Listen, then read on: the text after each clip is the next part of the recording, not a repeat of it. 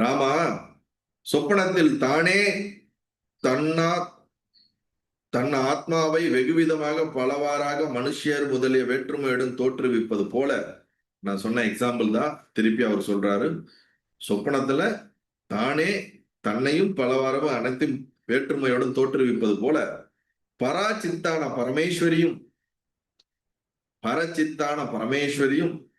தன் தடையற்ற சுதந்திரத்தின் மகாத்மியத்தினால், அப்ப சித்ரூபியான பராசக்தி என்ன பண்றா, கான்சியஸ்னஸ் என்ன பண்றது, பிரம்மம் என்ன பண்றது, தன்னுடைய சுதந்திரத்தினால தன்னுடைய மகாத்மியத்தினால தன்னையே பலவிதமாக வெளிப்படுத்திக் கொள்கின்றது. தன்னையே அநேக விதம் பரிச்சின்னமாக தோற்றுவிக்கின்றாள். அப்படின்னா என்ன அர்த்தம்? பரிச்சின்னம்னா லிமிட்டட்னு அர்த்தம், பரிச்சின்னம்னா லிமிட்லெஸ்ன்னு அர்த்தம். Consciousness limitless. ஆனா இங்க கான்சியஸ்னஸ் அதுவே என்ன பண்ணுதுன்னா, தன்னை லிமிட்லெஸ்ஸா இருக்கிற மாதிரி அது தன்னை தோற்றுவித்துக் கொள்கிறது அப்படிங்கிறார். அநேக விதமாக பரிச்சின்னமாக தோற்றுவிக்கின்றாள். அநேக விதமாக விளங்கினாலும் அது தன் சுய சிருஷ்டியில் அன்று.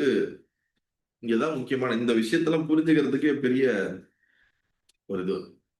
அதாவது அநேக விதமாக விளங்கினாலும், இப்ப நமக்கு கான்சியஸ்னஸ் பல விதமா உயிர்களாக பிரிந்திருக்குதுன்னு நம்ம சொல்றோம்ல, அது வந்து கான்சியஸ்னஸோடைய பார்வையில கிடையாது. யாரோடைய பார்வையில? எவனுக்கு வந்து பரிச்சின்னம்னா என்னதுன்னா குறைவான பார்வை இருக்கிறது. அதாவது ஜீவர்கள் நம்ம எல்லாம் பரிச்சின்னம். நமக்கு என்னைக்கு ரியலைசைஸ் ஆகிறோமோ அபரிச்சின்னமான கான்சியஸ் ஆயிடுவோம். இப்ப நமக்கு அஞ்ஞானம் இருக்குது. அஞ்ஞானத்தின் பார்வையில தான் பலவாறாக இந்த கான்சியஸ்னஸ் வந்து பிரிக்கப்பட்டு வெவ்வேறாக விளங்குகின்றாள். உண்மையில அவ அப்படிதான் விளங்குகின்றாளா என்றால் அப்படி கிடையாது. கன்ஃபியூஸா இருக்கலாம் கேட்கறதுக்கு. என்னங்க இப்பதான் அப்படி சொன்னீங்க, திடீர்னு இப்படி சொல்றீங்களேன்னா, அவர் அப்படிதான் சொல்றாரு. பாருங்க என்ன சொன்னாரு. தன்னுடைய மகாத்மியத்தினால் அநேக விதமாக பரிச்சின்னமாக இருக்கின்றாள். ஆனால் தன்னுடைய சுய திருஷ்டியில் அன்று, தன்னுடைய அனுபவத்துல அவ அப்படி பலவிதமா பிரிச்சு எல்லாம் போக கிடையாது. ஒரு கண்ணாடி உடஞ்சிச்சுன்னா பல சில்லா போகுது இல்ல, சில்லு சில்லா போயிடுது இல்ல, அந்த மாதிரி கான்சியஸ் பல சில்லு சில்லா அப்படி பல துகள்களாக பிரிகிறது அப்படின்னு சொன்னாரு ஃபர்ஸ்ட் தன்னோட அவுட் ஆஃப் ஃப்ரீடத்துல. அடுத்து என்ன சொல்றேன்னா, அது தன்னுடைய அவுட் ஆஃப் ஃப்ரீடத்துல அப்படி பிரிகிற மாதிரி அவளுக்கு கான்சியஸ்னஸுக்கு அப்படி ஒரு இது கிடையாது. அப்ப யாருக்கு அப்படின்னா, அந்த பிரிஞ்சிச்சுல, துகள்களாக பிரிஞ்சிச்சுல, அந்த துகள்களின் பார்வையிலிருந்து பார்க்கும்போது அப்படி அப்படிங்கிறார். அப்ப ஜீவர்களுடைய பார்வையிலிருந்து பார்க்கும்போது கான்சியஸ்னஸ் வந்து பலவாறாக பல ஜீவர்களாக பிரிந்திருக்கிறது அப்படிங்கிற ஒரு பொருளை நாம் எடுத்துக்கொள்ள வேண்டும்.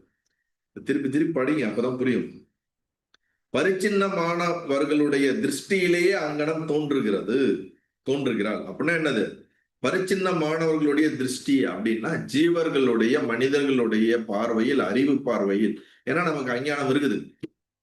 அப்ப நம்மளுடைய அஞ்ஞான பார்வையில தான் இந்த கான்சியஸ்னஸ் வந்து பலவாறாக ஸ்பிளிட் ஆகி பல எல்லா உடம்புகளையும் இருக்குதுங்கிறோம்ல.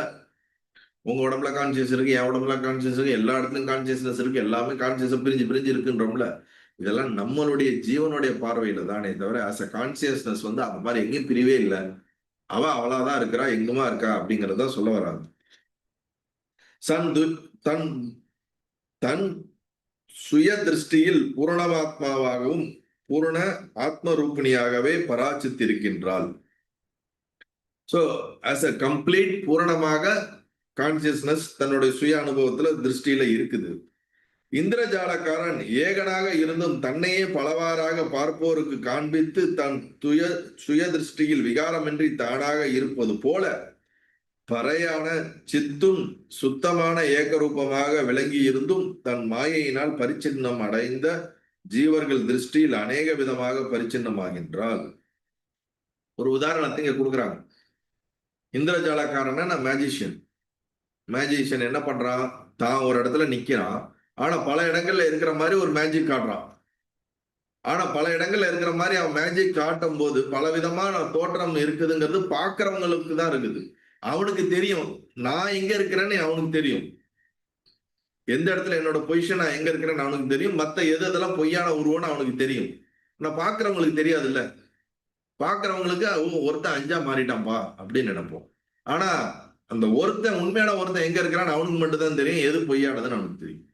அது போல இங்க என்ன சொல்ல வர்றாருன்னா, தன் இந்திரஜாலக்காரன் ஏகனாக இருந்தும் ஒருத்தனாக இருந்தும் தன்னை பலவாறாக பார்ப்போருக்கு காட்டுவது போல ஆஸ் அ கான்சியஸ்னஸ் ஒன்னாக இருந்து கொண்டு ஏக ரூபமாக விளங்கி இருந்தும் தன் மாயையினால், இங்கதான் பிரச்சனை, தன் மாயையினால் பரிச்சின்னம் அடைந்த ஜீவ திருஷ்டியில் அநேக விதமான பரிச்சின்னமாகின்றார். அப்படி பார்க்கும்போது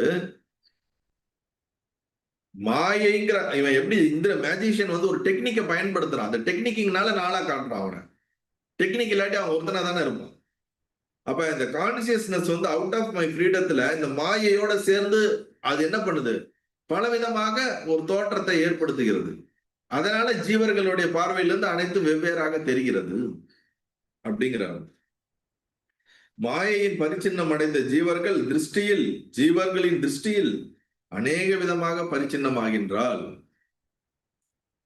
இந்திரஜாலக்காரன் மாயையினால் சுற்றப்படுவது அந்நிய திருஷ்டியிலேயே போல சித்ரூபி மாயையினால் சுற்றப்படுவதும் கூட பரிச்சின்ன திருஷ்டிக்கே தான். அவன் எத்தனை மாதிரி அவன் தோற்றத்தை ஏற்படுத்தினாலும் அவன் எங்க இருக்கான்னு தெரியும். எந்த டெக்னிக்கை பயன்படுத்தி அவன் தான் இருக்கிறது மட்டும்தான் உண்மைங்கிறதும் அதை மீண்டும் கொண்டு வரவும் அவனுக்கு தெரியும். ஆனா பார்ப்பவர்களுக்கு அவன் 10 பேரோ 5 பேரோ விகாரம் அடைஞ்ச மாதிரி தெரியும்.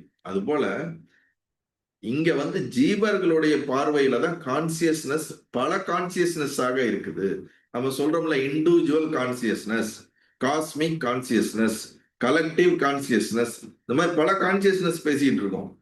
அது யாரோடைய கான்சியஸ்னஸ்ல இருந்து, நம்மளுடைய கான்சியஸ்னஸ்ல இருந்து, ஆஸ் எ இண்டிவிஜுவல் கான்சியஸ்ல இருந்து பார்க்கும்போது there is a multiple consciousness.